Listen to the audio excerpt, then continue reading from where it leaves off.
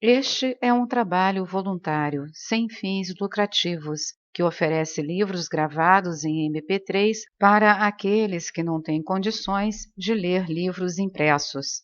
Para ouvir este e outros livros gratuitamente na íntegra, acesse nosso canal e leia as instruções na aba Sobre. Este livro foi gravado para o uso exclusivo da pessoa com deficiência visual, não podendo ser comercializado de acordo com a Lei nº 9.610, de 19 de fevereiro de 1998. Abre aspas. Como quer que os homens se aproximem de mim, mesmo assim eu lhes dou as boas-vindas, pois todas as veredas tomadas pelos homens são minhas. Fecha aspas. Bhagavad Gita, capítulo 4, verso 2. Este livro, embora utilize Hércules, o maior herói grego, como seu principal personagem, não é propriamente um livro sobre mitologia grega. Ele usa a Grécia Antiga como cenário e a mitologia grega como roteiro para levar aos seus leitores preciosos e úteis ensinamentos sobre o caminhar na senda do esoterismo. É um livro místico e de busca do autoconhecimento.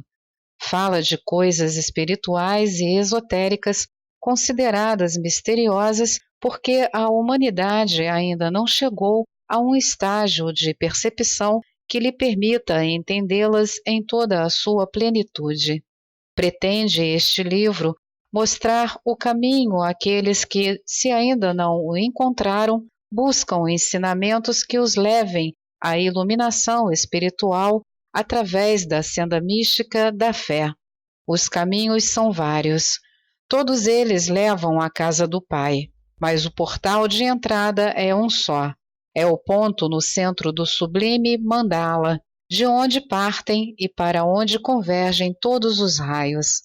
O caminho da fé liberta o viajante da pesada carga da inquisição racional que muito limita e faz retroagir o buscador, numa procura onde somente a intuição é capaz de levá-lo pela mão ao portal do sagrado templo. Este livro é como um mandala. De seu centro partem raios em todas as direções, aborda ensinamentos de várias e antigas escolas de mistérios, de tradicionais religiões, faz constantes referências a textos bíblicos e passa até por ditos populares, uma espécie de religião praticada pela sábia intuição, nascida das experiências do ser humano na Terra. É um livro de busca do autoconhecimento, porque à medida que o leitor acompanha no mito os trabalhos de Hércules e vai buscar nos ensinamentos dos simbolismos as lições para sua aplicação no seu dia a dia, está exercitando a máxima do oráculo de Delfos. Homem, conhece-te a ti mesmo. Conhecendo-se a si mesmo, saberá o ser humano como encontrar a solução para os problemas que afetam o seu cotidiano.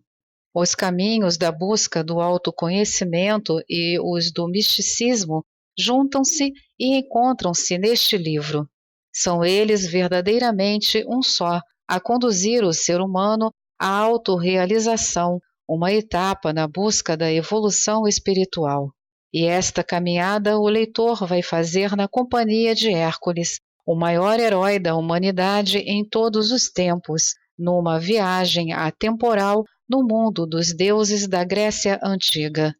A religião grega naquela época, muitas vezes confundida com mitologia, era, na verdade, a relação dos gregos de então com o divino, religiosa, portanto. É hoje o registro, transformado em lendas e fábulas pelo apoteótico de sua narração através dos tempos, dos hábitos e costumes de um povo que deixou, resistindo aos milênios, a marca da sua grandiosidade histórica, da sua inteligência e capacidade criativas, que alimentam a admiração e o respeito da nossa contemporaneidade. Confundir com lendas e fábulas a história religiosa dos gregos antigos é tentar apagar tudo o que deles aprendemos e admiramos. Os mitos gregos são lendas e fábulas contadas através dos milênios, com inúmeras variantes cada um, a depender da criatividade e das fantasias dos narradores e escritores que os passaram. Mas os deuses gregos que geraram os mitos são tão reais quanto os nossos deuses, porque são eternos, imortais, intemporais. São eles as mesmas energias que existiram há milênios, existem hoje e sempre existirão, porque eternos, e que acompanham com grande interesse e sublime amor a evolução do ser humano na Terra. São energias crísticas que desceram à Terra nos primórdios das primeiras raças humanas para ajudar a humanidade na sua incipiente e incipiente caminhada que as mais tradicionais religiões e correntes de pensamento, através dos tempos, vêm cultuando como deuses, santos e guias espirituais. Muitos desses personagens que fizeram os mitos como admirados heróis, porque se portavam sempre na defesa da verdade e da justiça, foram seres humanos como nós, que, fortalecidos na fé crística, exercitando poderosa força de vontade, realizando amorosos serviços de solidariedade humana, tornaram-se homens perfeitos em equilíbrio com as forças cósmicas. Foram alçados a planos espirituais e elevados à categoria de deuses. Hoje, dos altos planos em que habitam, continuam ajudando os seres humanos na sua longa caminhada na direção à sonhada imortalidade. Eram os gregos antigos, embora não se ajoelhassem nem se curvassem perante os deuses, muito religiosos. Cultuavam em rituais com adoração suas divindades. Como não estavam ainda impregnados pelas inversões de valores que influenciam tão grandemente o comportamento da nossa atual chamada civilização ocidental e cristã, permitiam eles que as energias divinas, os seus deuses, pudessem descer à Terra numa convivência bem próxima do contexto humano. O Olimpo, uma montanha da Terra, ser morada dos deuses, simboliza muito bem essa proximidade. Estavam os deuses gregos mais próximos dos homens, porque estavam os homens bem mais perto dos deuses, das energias divinas, energias eternas que continuam a envolver os quatro cantos da Terra, a esperar que o homem retorne do enganoso atalho que o fez distanciar-se de Deus e retome o caminho certo do reencontro com o Pai. Aí então verá a humanidade inteira as divinas energias em manifestação descerem dos altos planos espirituais e envolverem os homens num clima de sublime entendimento. A sagrada meta não é unicamente subir aos céus, mas também permitirmos que possam os deuses manifestar-se na terra, numa convivência paradisíaca com os humanos, instalando-se assim aqui a tantas vezes anunciada Idade de Ouro, a nova era sonhada pela humanidade. A intenção deste livro é despertar no leitor a consciência de que Deus não se encontra tão distante dos seres humanos como procuram mostrar várias das tradicionais religiões. A ideia que elas passam é que Deus está inacessivelmente instalado lá em cima, do outro lado de um profundo fosso, como um senhor feudal encastelado, e que a nós, míseros seres humanos, de um outro lado, só é permitido implorarmos, tementes a Deus, a divina misericórdia pelos erros e pecados cometidos. Misericórdia que, se conseguida, permitir-nos-á, como se aposentados pelas benesses dos céus, atravessarmos o largo fosso e gozarmos, sem nada mais precisar fazer, a eterna paz celestial. Tal ideia retira do ser humano a sua condição de filho de Deus pela absurda separação que cria entre pai e filho. Por mais erros que este haja cometido, principalmente em se tratando do Pai amantíssimo, que é Deus.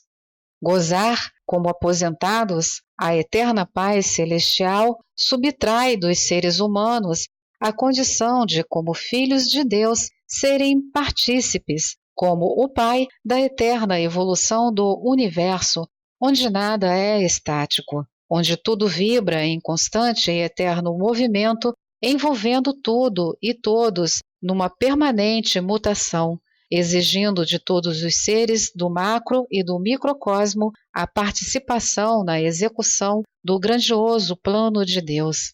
Mostra este livro que, a partir dos bons serviços praticados aqui na Terra em cada encarnação, vai o ser humano desenvolvendo o seu potencial divino no caminho da imortalidade.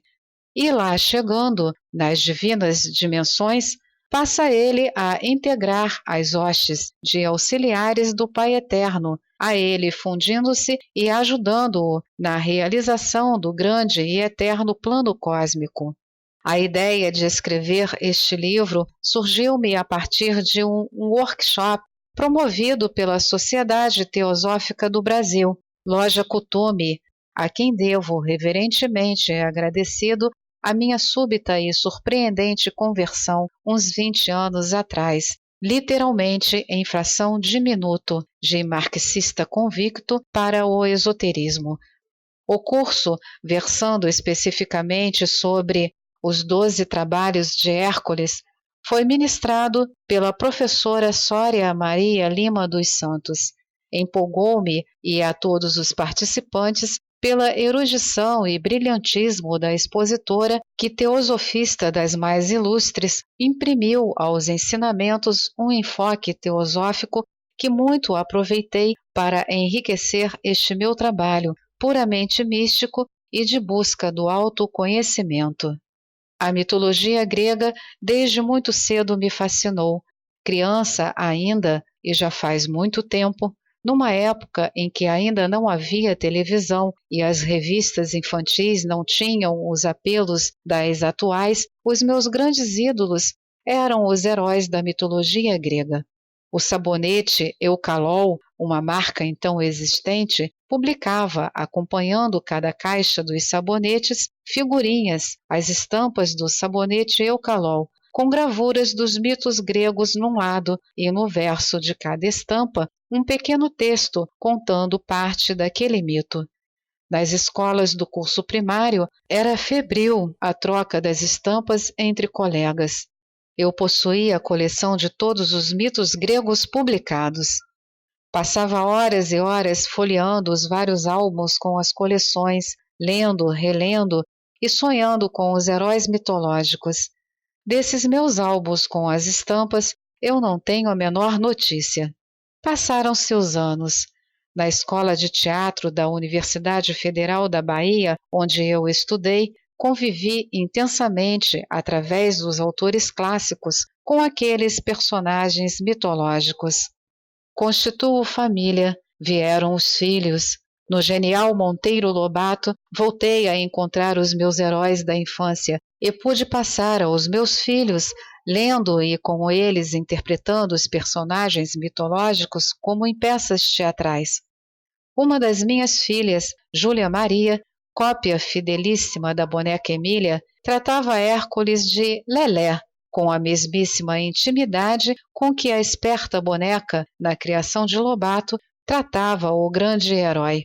As contingências da vida, obrigações profissionais, vieram novamente separar-me dos heróis e dos meus filhos, mas no meu subconsciente permaneciam guardadas as fantasiosas aventuras daqueles lendários seres.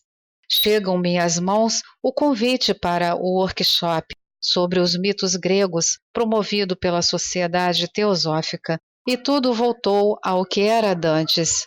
O meu envolvimento com aqueles personagens adormecido despertou, e eis-me na primeira fila das cadeiras do brilhante curso ministrado por Sória Maria Lima dos Santos. Dele nasceu este livro. É um convite para uma viagem aos planos superiores. E se o leitor quiser mesmo beber a essência dos ensinamentos nele contidos, deverá despir-se, antes do embarque, de toda a capa da racionalidade e deixar impregnar-se das sutis energias do sentimento e da intuição, guias poderosos e capazes de levá-lo ao porto seguro das divinas paragens.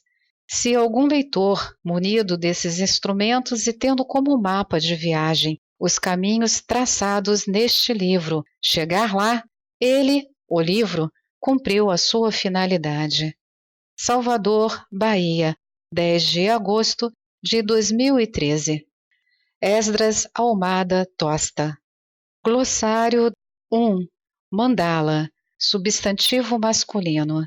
Círculo cujo espaço interno simboliza, nos ensinamentos esotéricos, o infinito.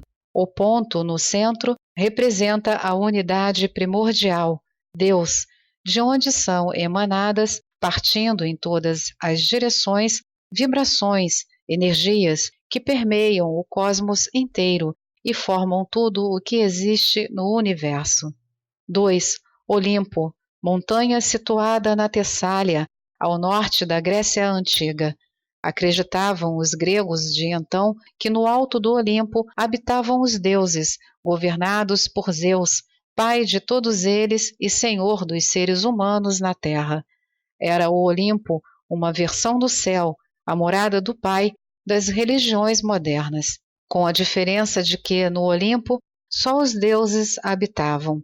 As almas dos seres humanos mortos iam todas para o inferno, local existente no centro da Terra, dividido em várias regiões separadas, mais ou menos densas, para onde iam as almas dos seres humanos mortos, tenham sido bons ou maus, a depender do grau de merecimento de cada um. A tenebrosa região do Tártaro, localizada muito além das profundezas infernais no interior da Terra, era a mais densa das regiões infernais. Diziam existir ali a região destinada às almas dos grandes criminosos. Para lá foram, diz a mitologia grega, os titãs que lutaram contra Zeus pelo controle da terra. Havia a região dos Campos Elíseos, lugar de paz e felicidade, destinado à moradia das almas dos heróis, dos santos, dos poetas, dos pensadores, dos seres humanos que pautaram suas vidas na Terra dentro de um correto comportamento. 3. Imortalidade, meta de todos os seres humanos, filhos e filhas de Deus. Vencendo os desafios no caminho da evolução espiritual aqui na Terra, resgatando os karmas, ascenderá cada ser humano como um mestre ascenso aos altos planos espirituais, adquirindo assim a imortalidade. Ensina a fraternidade dos guardiães da chama e, emissário de Deus, transforma-se num amoroso defensor da humanidade, guiando-a no caminho da cristianização e de volta aos braços do Pai, em cumprimento do grandioso plano de Deus. Esta é mais uma edição do canal Livros Falados Voz Humana. Que o bem, o bom e o belo se multipliquem em benefício das criaturas.